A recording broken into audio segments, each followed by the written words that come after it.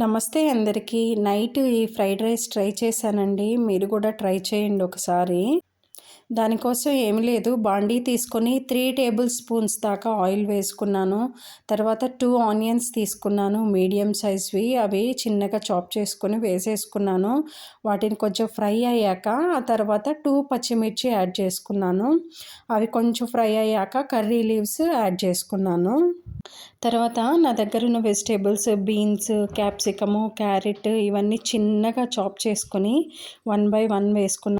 వాటిని ఒక 5 మినిట్స్ మగ్గించుకున్నాక మంచిగా అప్పుడే ఫ్రెష్గా నూరిన అల్లం వెల్లుల్లి పేస్ట్ వేసుకోండి. చాలా టేస్ట్గా ఉంటుంది. ఇది ఒక 1 స్పూన్ వేసుకున్నాను అల్లం వెల్లుల్లి పేస్ట్.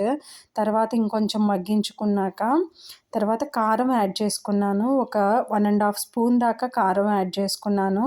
తర్వాత 1 స్పూను ధనియా powder, 1 spoon garam masala add చేసుకున్నాను.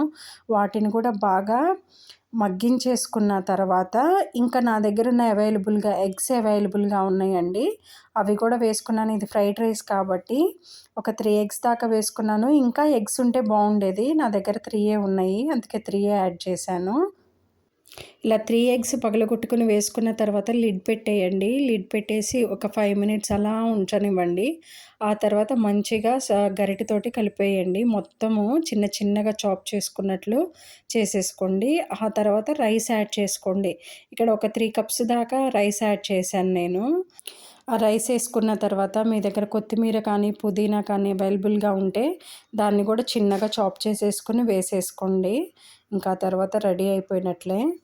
వింటర్ సీజన్లో మనకి కొంచెం స్పైసీగా తినాలనిపిస్తుంది కదా, అట్లాంటప్పుడు నాన్ వెజ్ చేసుకోవాల్సిన పని లేకుండా ఇలా సింపుల్గా ఉన్న ఐటమ్స్ తోటి వెజిటేబుల్స్ కవర్ అయినట్లు ఉంటాయి, అలాగే ఎగ్స్ కవర్ అయినట్లు ఉంటుంది. సో అందుకని ఇలా సింపుల్గా ఫ్రైడ్ రైస్ చేసేసుకోవచ్చు. అలాగే సాసెస్ కూడా మనం అవాయిడ్ చేసినట్లు ఉంటుంది. నేనైతే ఎప్పుడూ ఈ సాస్లు ఇవి యాడ్ చేయనండి.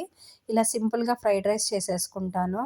ఇదిగో ఇలా రైస్ యాడ్ చేసుకోవాలి. రైస్ యాడ్ చేసుకొని కొంచెం మంచిగా కలుపుకోండి, మొత్తం కలిసిపోతుంది. కొంచెం బాగుంటుంది, టేస్ట్గా అన్నీ పట్టినట్లు ఉంటాయి అన్నమాట. లాస్ట్లో లెమన్ పిండి వేసుకోండి, ఇంకా టేస్ట్ చాలా బాగుంది. ఇట్లా ఒకసారి మీరు కూడా ట్రై చేయండి. ట్రై చేసి నాకు కమెంట్ చేయండి, అలాగే ఒక లైక్ చేయండి. Thank you for watching.